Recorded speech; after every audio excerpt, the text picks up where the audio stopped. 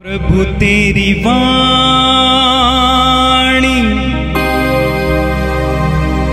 जीवन की रोटी,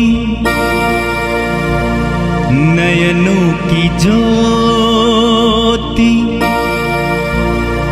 अंधेरा मिटाती।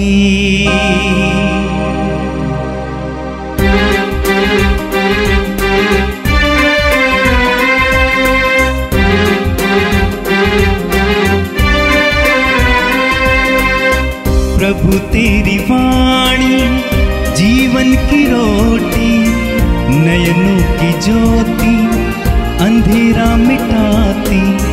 प्रभु तेरी वाणी जीवन की रोटी, नयनों की ज्योति, अंधेरा मिटाती। वाणी वाणी वाणी वाणी वाणी पवित्र है, शाश्वत है, जीवन का मन्ना है। 5 सितंबर शनिवार। पहला पाठ नबी इसायास का ग्रंथ, अध्याय 58, पद संख्या 6 से 11 तक। प्रभु यह कहता है, मैं जो उपवास चाहता हूँ वह इस प्रकार है। अन्याय की बेड़ियों को तोड़ डालो, जुए के बंधन खोल दो, पद दलितों को मुक्त करो और हर प्रकार की गुलामी समाप्त कर दो। अपनी रोटी भूखों के साथ खाओ, बेघर दरिद्रों को अपने यहाँ ठहराओ। जो नंगा है उसे कपड़ा पहनाओ और अपने भाई से मुँह न मोड़ो। तब तुम्हारी ज्योति उषा की तरह फूट निकलेगी और तुम्हारा घाव शीघ्र भर जाएगा। तुम्हारी धार्मिकता तुम्हारे आगे आगे चलेगी और ईश्वर की महिमा तुम्हारे पीछे पीछे आती रहेगी। यदि तुम पुकारोगे तो ईश्वर उत्तर देगा, यदि तुम दुहाई दोगे तो वह कहेगा, देखो मैं प्रस्तुत हूँ। यदि तुम अपने बीच में से अत्याचार दूर करोगे, किसी पर अभियोग नहीं लगाओगे और किसी की निंदा नहीं करोगे, यदि तुम भूखों को अपनी रोटी खिलाओगे और पद दलितों को तृप्त करोगे, तो अंधकार में तुम्हारी ज्योति का उदय होगा और तुम्हारा अंधकार दिन का प्रकाश बन जाएगा। प्रभु सदा ही तुम्हारा पथ प्रदर्शन करेगा और मरुभूमि में भी तुम्हें तृप्त करेगा। वह तुम्हें बल प्रदान करेगा। तुम सींची हुई वाटिका के सदृश होगे, ऐसे स्रोत के सदृश जिसकी जलधारा कभी नहीं सूखती। यह प्रभु की वाणी है। संत मत्ती के अनुसार पवित्र सुसमाचार, अध्याय 25 वाक्य 31 से 46 तक। जब मानव पुत्र सब स्वर्गदूतों के साथ अपनी महिमा सहित आएगा तो वह अपने महिमा में सिंहासन पर विराजमान होगा और सभी राष्ट्र उसके सम्मुख एकत्र किए जाएंगे।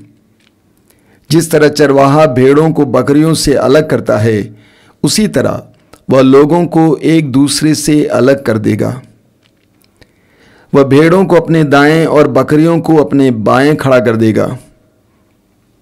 तब राजा अपने दाएं के लोगों से कहेंगे, मेरे पिता की कृपा पात्रों, आओ और उस राज्य के अधिकारी बनो जो संसार के प्रारंभ से तुम लोगों के लिए तैयार किया गया है।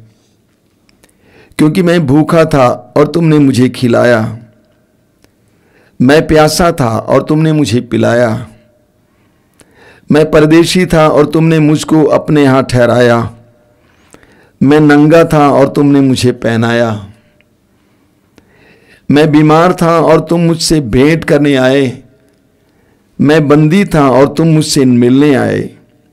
इस पर धर्मी उनसे कहेंगे, प्रभु हमने कब आपको भूखा देखा और खिलाया?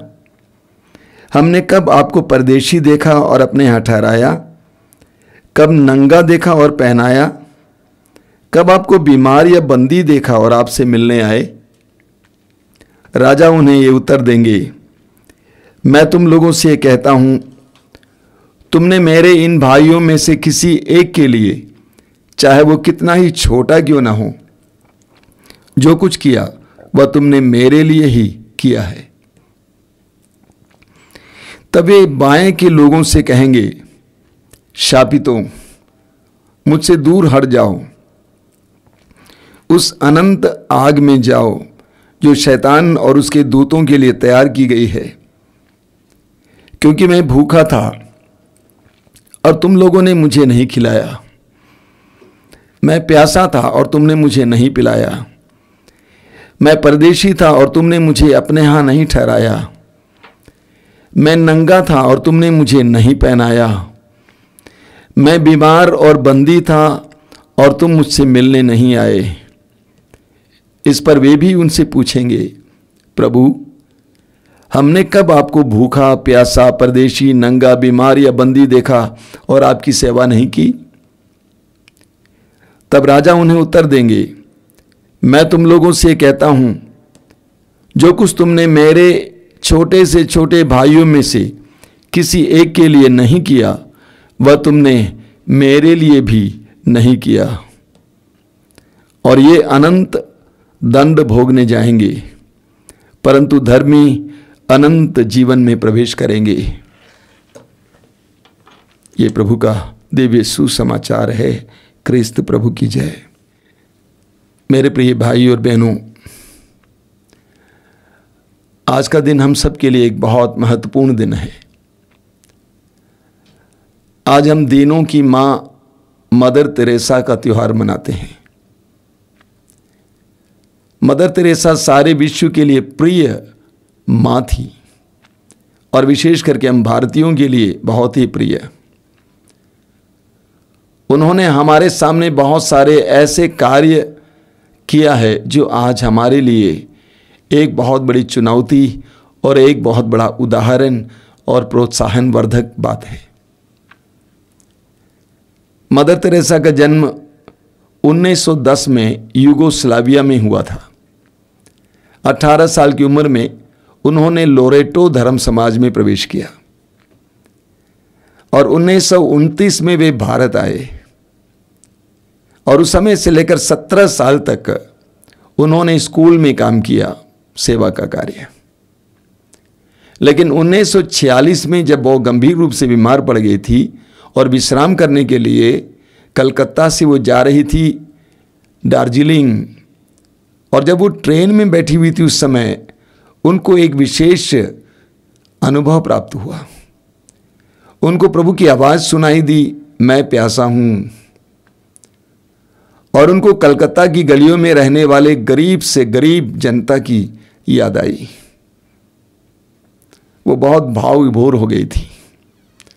वापस आने पर उन्होंने अपने धर्म समाज के अधिकारियों को इसके बारे में बताया और अपने मित्रों को इसके बारे में बताया। 2 साल के अंतराल में उनको ये स्पष्ट संदेश प्राप्त हुआ कि उनको कलकत्ता की गलियों में रहने वाले गरीब से गरीब, अनाथ और अन्य प्रकार की विधवा और अन्य प्रकार की गरीब से गरीब जनता की सेवा करनी है।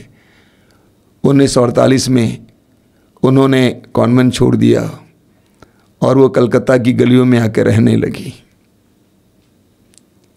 और धीरे धीरे उन लोगों की सेवा करने लगी। उन्होंने 6 महीने की ट्रेनिंग ली, नर्सिंग ट्रेनिंग पटना से।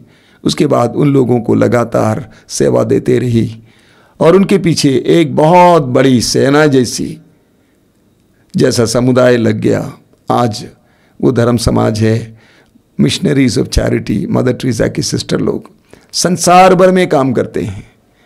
गरीब से गरीब लोगों के लिए, तिरस्कृत लोगों के लिए काम करते हैं। और 5 सितंबर 1997 में उनका देहांत हुआ। वास्तव में मदर तेरेसा जब जीवित थी उसी समय से वो संत मानी जाती थी और आज कलीसिया ने उनको संत घोषित किया है। आज हम सबके लिए कृपा का दिन है और विशेष करके गरीब से गरीब जनता के लिए अनुग्रह का दिन है। आज के पहले पाठ में बहुत सुंदर पाठ आज हमें मिले हैं। आज के पहले पाठ में प्रभु इस्राएलियों को, यहूदियों को समझाते हैं। इसायास नबी अध्याय 58, ये हमारे लिए भी है सबक। वहाँ लिखा हुआ है, मैं जो उपवास चाहता हूँ वो इस प्रकार है। वाक्य 6 से, मैं जो उपवास चाहता हूं वो इस प्रकार है, अन्याय की बेड़ियों को तोड़ना, जुए की बंधन खोलना, पद दलितों को मुक्त करना और हर प्रकार की गुलामी समाप्त करना। आगे लिखा हुआ है, अपनी रोटी भूखों के साथ खाना, बेघर दरिद्रों को अपने हाथ ठहराना, जो नंगा है उसे कपड़े पहनाना और अपने भाई से मुंह नहीं मोड़ना।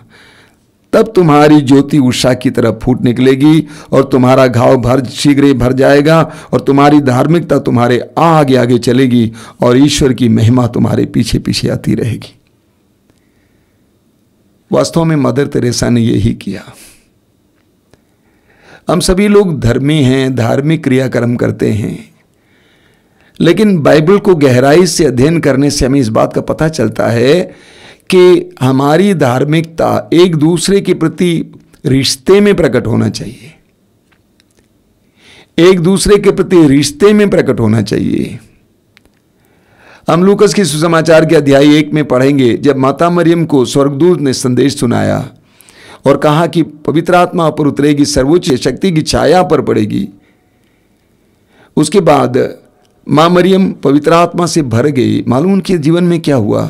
तुरंत उनको एलिजबेथ की याद आई, अपनी कुटुंबिनी एलिजबेथ जो वृद्धावस्था में गर्भवती है और 6वां महीना है, स्वर्गदूत ने उनको बताया था।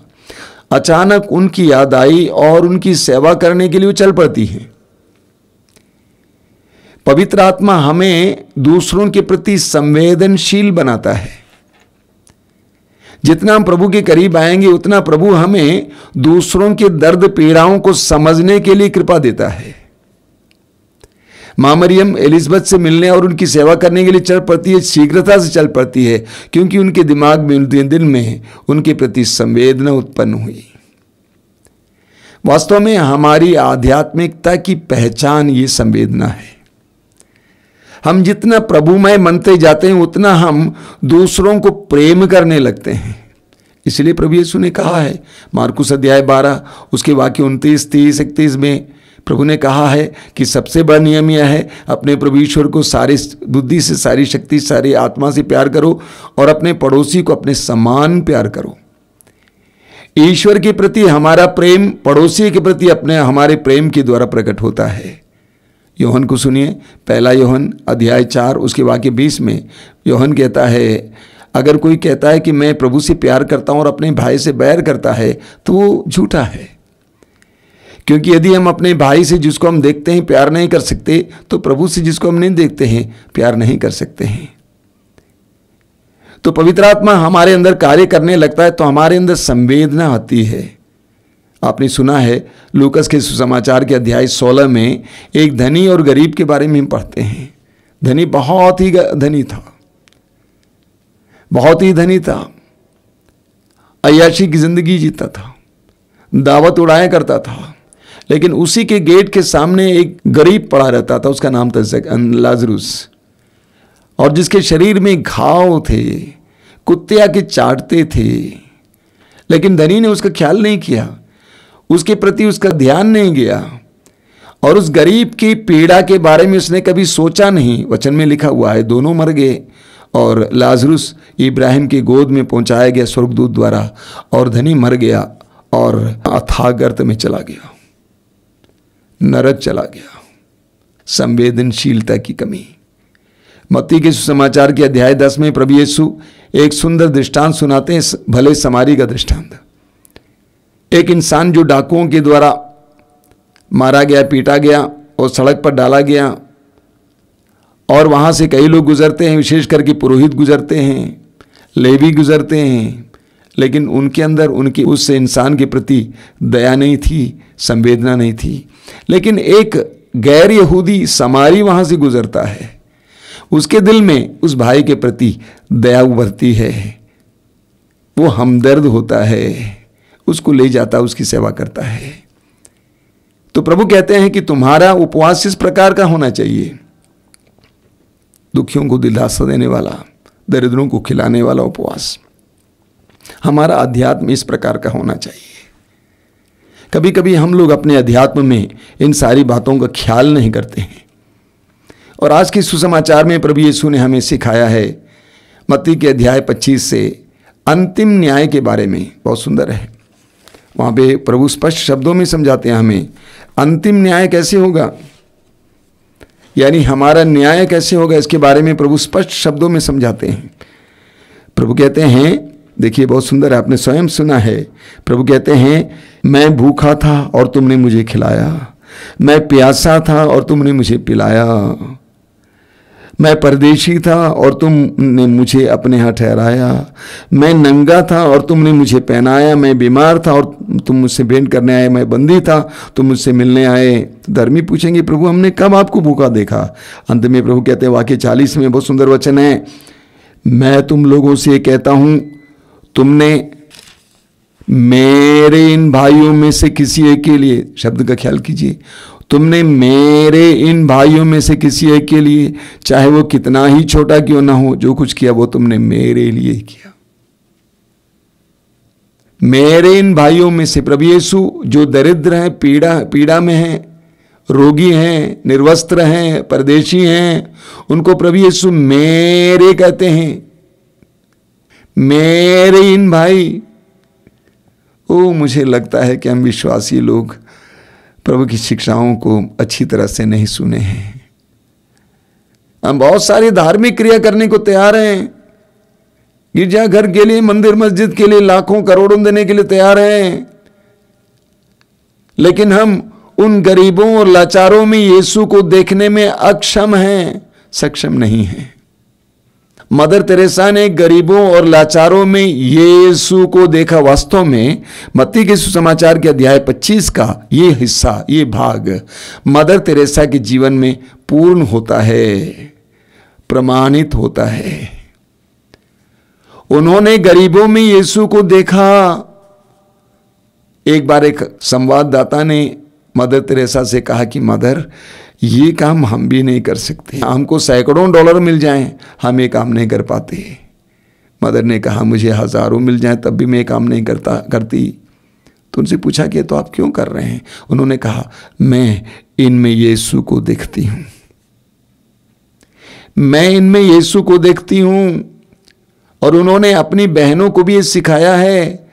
अब मदर तेरेसा कॉन्वेंट में जाएंगे, आप देखेंगे हमारी बहनें कैसे सड़े गले बदन की सेवा करते हैं, जिसमें से बदबू निकलती है, कीड़े निकलते हैं, जिसको देख के आप भाग जाएंगे। वे कैसे सेवा करती हैं? कारण क्या है? वे उनमें यीशु को देखती हैं। मदर तेरेसा ने हर इंसान में यीशु को देखा। आप मदर तेरेसा से संबंधित किताबें वगैरह पढ़ेंगे, हृदय स्पर्शी बातें आपको सुनने को मिलेंगी। हृदय स्पर्शी बातें, कैसे उन्होंने निडर होकर लोगों की सेवा की और कैसे उनसे उनको बहुत कुछ सीखने को भी मिला। आज का दिन हमारे लिए अनुग्रह का दिन है। प्रभु यीशु के इन वचनों को हम याद करेंगे। प्रभु ने कहा, तुमने मेरे इन भाइयों में से किसी एक के लिए, चाहे वो कितना ही छोटा क्यों ना हो, जो कुछ किया वो तुमने मेरे लिए ही किया। ये मैं नहीं कह रहा हूं, यीशु कह रहे हैं। मदर ने इस बात को गंभीरता से ली और इन्होंने अपने जीवन में इसको प्रकट किया। हजारों लाखों लोगों ने, जो अनाथ थे, जो तिरस्कृत थे, जो दीन थे, जिनका कोई नहीं था, मदर तेरेसा में एक मां को पाया, उनकी बहनों में माताएं पाई। आज के दिन मदर तेरेसा के त्योहार और आज के वचनों के द्वारा प्रभु हम सबको ललकार रहे हैं, हमारे हृदय के दरवाजे पे खटखटा रहे हैं। जरा आंखें खोल, जरा समझ ले, अपने धर्म को, अपने अध्यात्म को समझ ले। इतना सारा कर्म कांड तुम करते हो, इतनी सारी प्रार्थनाएं तुम करते हो, लेकिन तुम मुझे नहीं पहचानते। तुम्हारे अगल बगल में मैं हूं, पहचानने की कोशिश करो। प्रार्थना करें। प्रभु यीशु, धन्यवाद देते हैं आज के सुंदर दिन के लिए। मदर तेरेसा के इस महान पर्व के दिन हम विशेष रूप से प्रार्थना करते हैं, जिस तरह तूने मदर के हृदय को संवेदनशील बनाया, मदर के सामने दूसरों के दर्द पीड़ाओं को रखकर उनकी सेवा करने के लिए तूने आह्वान किया, उसी तरह हमारी आंखों को खोल दे, हमें सच्चाई समझा दे यीशु। प्रभु यीशु, इन वचनों को सुनने वाले मेरे भाई बहनों को आशीर्वाद देना। आज का दिन उनके लिए कृपा का दिन हो, प्रेम का दिन हो, सेवा का दिन हो। जहाँ कहीं भी जाए वहाँ पर तेरे दूत उनको सुरक्षा प्रदान करें। आमीन। प्रभु तेरी वाणी जीवन की रोटी, नयनों की ज्योति अंधेरा मिटाती। वाणी वाणी वाणी वाणी वाणी पवित्र है, शाश्वत है, जीवन का मन्ना है।